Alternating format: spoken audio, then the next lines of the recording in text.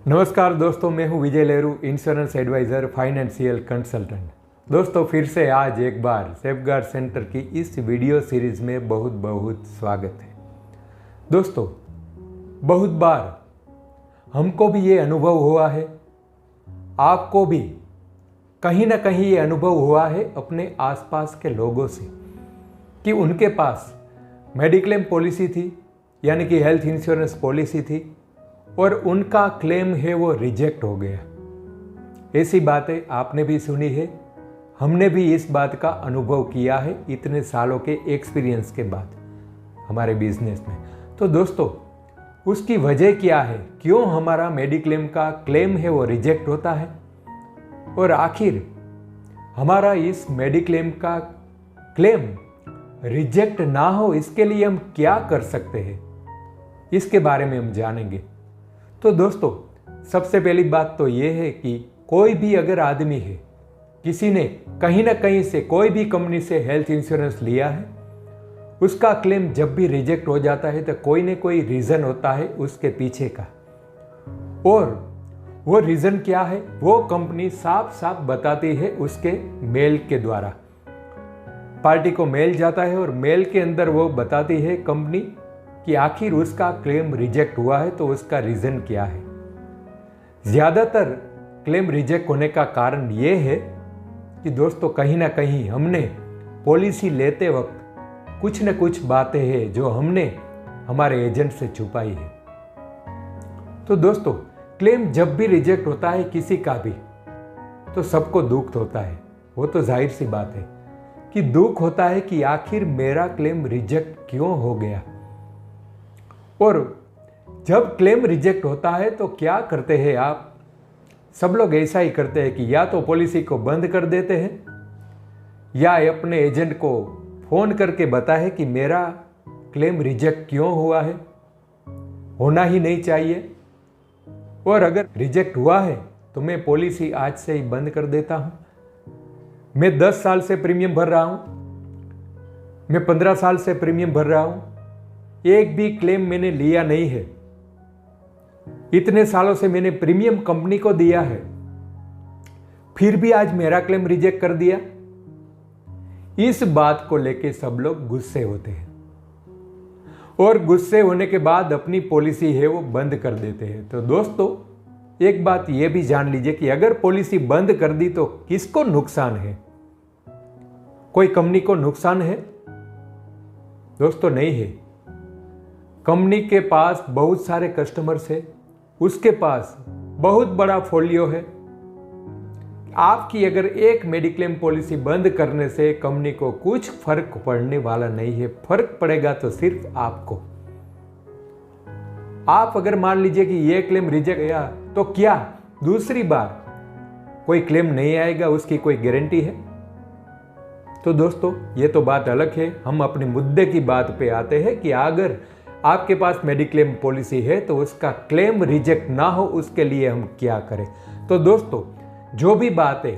उसमें मैं आपको बताने जा रहा हूं, उसमें आप सावधानी से एक बात जाहिर सी नोट कीजिए कि अगर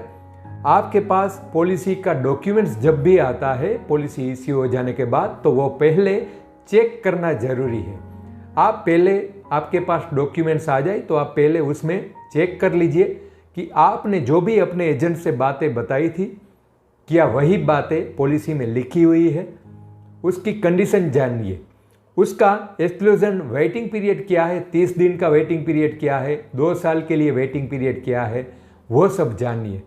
अगर प्री एग्जिस्टिंग डिसीज हमने कुछ बताया है तो उसका जो वेटिंग पीरियड हमने जो भी कहा था, जो भी एजेंट ने हमको कहा है, वो क्या सही है कि नहीं है, उसका वेटिंग पीरियड भी आप जानिए। वो पॉलिसी डॉक्यूमेंट्स आप जब चेक करेंगे तब ही आपको मालूम होगा। तो पहले आपके हाथ में जब भी पॉलिसी डॉक्यूमेंट्स आए, आप पहले वेरीफाई कीजिए, और अगर उसमें कुछ क्वेरी हो अगर, तो आप एजेंट को बताइए कि ये जो बातें मैंने बताई थी वो इसमें लिखी हुई नहीं है। तो पहली बात है कि पॉलिसी डॉक्यूमेंट्स है वो अपना चेक कीजिए। दूसरा, उसका वेटिंग पीरियड जो मैंने बताया वो भी चेक कीजिए कि वेटिंग पीरियड जो भी है क्या वो सही है कि नहीं है। दूसरा, कि उसमें मेडिक्लेम लेते वक्त आपको वो मेंशन करवाना ज़रूरी है, जिसकी वजह से आपका क्लेम है वो रिजेक्ट हो जाता है। तो मेंशन क्या करवाना है कि मान लीजिए कि आज अगर आप पॉलिसी लेते हैं तो इससे पहले 5 साल पहले, 10 साल पहले, 15 साल पहले या 20 साल पहले आपने कुछ ऑपरेशन करवाए हैं, आपने अगर 6 महीने के लिए भी कुछ दवाइयाँ ली थी, बाद में भले ही उसको बंद कर दी, लेकिन वो प्रॉब्लम हुआ था, तो वो भी आप मेंशन करवाइए पॉलिसी लेते वक्त कि हाँ, मैंने 15 साल पहले या 20 साल पहले ये प्रॉब्लम हुआ था, उसके लिए मैंने ये ऑपरेशन करवाया था। उसके लिए अगर आपके पास डिस्चार्ज समरी है तो ठीक है, वरना वो बात बताना ज़रूरी है। अगर कुछ दवाइयाँ मान लीजिए कि आज चालू है, चाहे आपको लगती है कि ये बात नॉर्मल है, मान लीजिए किसी को बीपी का प्रॉब्लम है, किसी को डायबिटीज़ है, किसी को थायराइड है, भले ही छोटी छोटी बातें हो, छोटी छोटी बातों के लिए भी अगर आप दवाइयाँ लेते हैं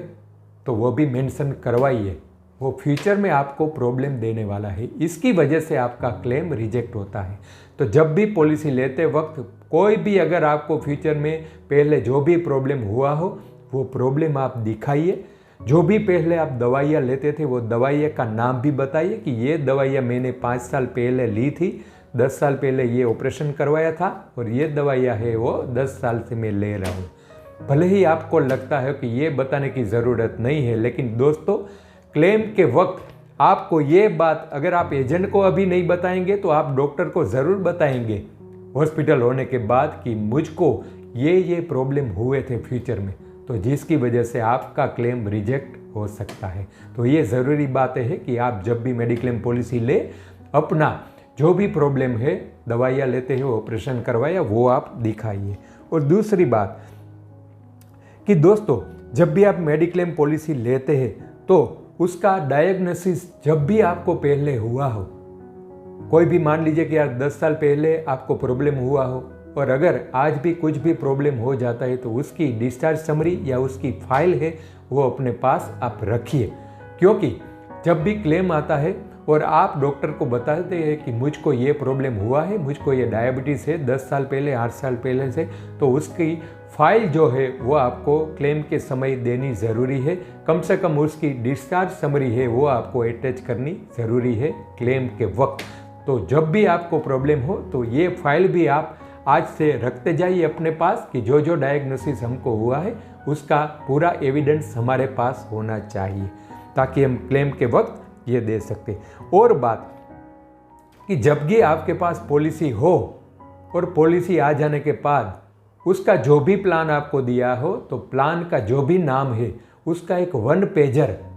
आपने एजेंट को जो भी बताया है, एजेंट ने आपको जो भी बताया उसकी कंडीशन वाला एक 1 पेजर जो भी प्लान का है वो भी आप फाइल करके अपने पास रखिए, अपनी पॉलिसी के साथ रखिए, ताकि एजेंट ने कुछ गलत कहा हो तो भी आपको मालूम हो जाता है, और अगर आपको कुछ गलत फहमियाँ है मेडिक्लेम को लेके तो भी आपको मालूम हो जाती है क्लेम के वक्त कि देखिए ये कंडीशन उसके अंदर थी, ये कंडीशन का 1 पेजर है वो कंपनी का दिया हुआ आज मेरे पास है। तो दोस्तों आज के इस वीडियो में ये पूरी जानकारी मैंने आपको दी कि जब जब किसी का क्लेम रिजेक्ट होता है तो क्लेम अगर हमारा रिजेक्ट ना हो उसके लिए क्या क्या सावधानी रखनी चाहिए। ये जो पूरा टॉपिक मैंने जिसके अंदर दिया है वह आप पूरे के पूरा जितना भी फीचर्स मैंने बताए हैं वो अपने दिमाग में रखिए और उसका ख्याल रखिए।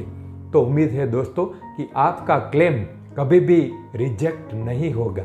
और अगर रिजेक्ट होता है तो भी हम मेंटली प्रिपेयर होते हैं कि ये बात हमने सुनी थी, ये बात हमने डायग्नोसिस बताए थे, इसकी वजह से हमारा क्लेम रिजेक्ट हुआ है। तो पूरे के पूरी कंडीशन आप जानिए, चेक कीजिए मेडिक्लेम पॉलिसी के अंदर, अपनी पॉलिसी चेक कीजिए कि क्या ये पॉलिसी आई है मेरे पास, वो कंडीशन सही बताई थी ऐसी है कि नहीं है, और 1 पेजर रखना मत भूलिए इसके अंदर का कंडीशन के लिए। तो दोस्तों वीडियो आपको अगर इंफॉर्मेटिव लगा हो तो चैनल को सब्सक्राइब कीजिए, और अगर आप कोई भी फाइनेंशियल प्लानिंग करना चाहते हो, चाहे हेल्थ इंश्योरेंस हो, लाइफ इंश्योरेंस हो, LIC का प्लानिंग करना चाहते हो, म्यूचुअल फंड्स के अंदर SIP करना चाहते हो, तो नीचे दिए गए जो भी नंबर है आप उस नंबर पे कॉल कर सकते हैं, और कोई भी अगर फाइनेंशियल गाइडेंस चाहिए तो भी इस नंबर पे आप कॉल कर सकते हो। तो दोस्तों मिलते हैं एक नए वीडियो में नए टॉपिक के साथ, तब तक के लिए दीजिए इजाज़त। Thank you very much.